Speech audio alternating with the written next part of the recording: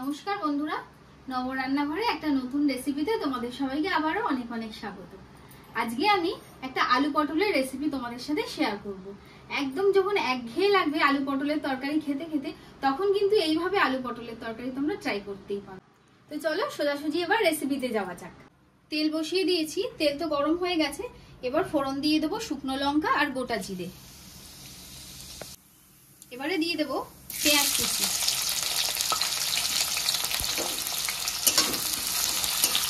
পেঁয়াজটাকে একটু সামান্য নেড়ে ছেড়ে নেব। এবারে দেখো, আলু পটলের তরকারি যখন, আলু আর পটল তো লাগবেই, আলুগুলোকে আমি এরকম ভাবে সরু করে কেটেছি। একবার হাতে নিয়ে তোমাদেরকে দেখিয়ে দিচ্ছি। আলুগুলোকে দেখো এরকম সরু সরু লম্বা করে কেটেছি। আর তার সাথে সামঞ্জস্য রেখেই পটলটাকেও লম্বা ভাবে 4 টুকরো করেছি। এবার পেঁয়াজের মধ্যে আলু দিয়ে দিচ্ছি, এর সাথেই কেটে রাখা পটলটাও দিয়ে দিচ্ছি। এবার পেঁয়াজের সাথে আলু আর পটলটাকে ভালো করে ভাজবো।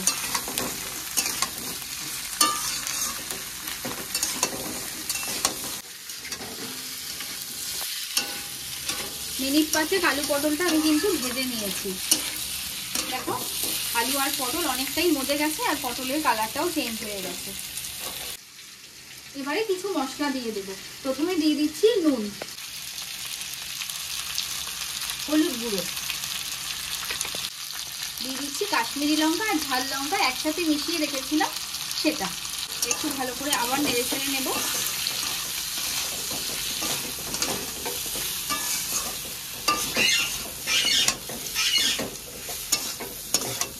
এবারে দিয়ে দিচ্ছি জিরে গুঁড়ো।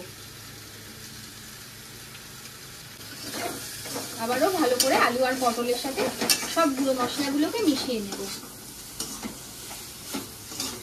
সামান্য নেড়ে চেড়েই দিয়ে দেবো টমেটো কুচি।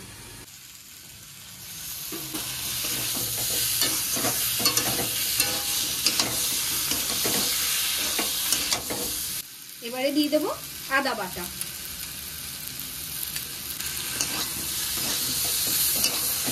এবারে ভালো করে সব মশলা আলু পটলের সাথে কিন্তু কষার পালা।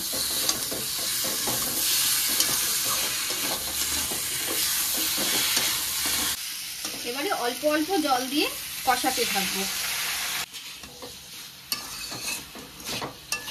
যতক্ষণ মশলার কাঁচা গন্ধ না যাচ্ছে ততক্ষণ কিন্তু এটাকে এভাবেই কষাতে থাকবো। মশলার কাঁচা গন্ধটা চলে গেছে। এবারে এটা একটু মাখা মাখা হবে, সেই অনুযায়ী জলটা দিয়ে দেবো।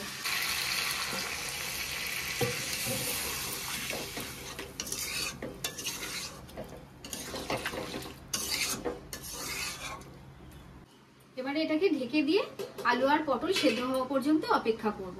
এবারে ঢাকনাটা তুলে দেখে নিই।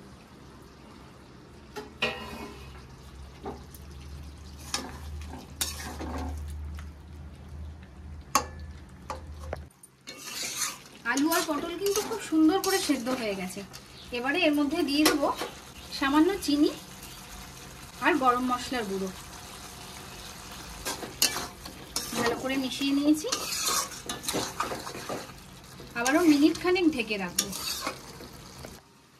দিয়ে দিচ্ছি ওপর থেকে একটা কাঁচা লঙ্কা, দিয়ে গ্যাসটা অফ করে ঢেকে রাখছি। এবারে সার্ভ করে নিচ্ছি। গরম ভাত বা রুটি যেটা দিয়ে খুশি তোমরা কিন্তু এটা খেতে পারো। আর কিচ্ছু লাগবে না, শুধু এক পদেই কিন্তু বাজিমাত করে দিতে পারবে।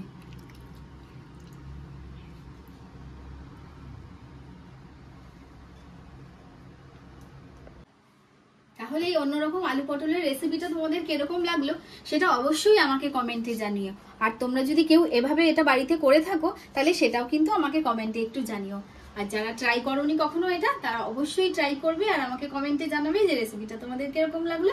ভালো লাগলে একটা লাইক শেয়ার করে দিও। তো চলো আজকের মতো টাটা। সবাই ভালো থেকো, সুস্থ থেকো, সাবধানে থেকো। দেখা হচ্ছে অন্য আরেকদিন আরেকটা অন্য রেসিপির সাথে।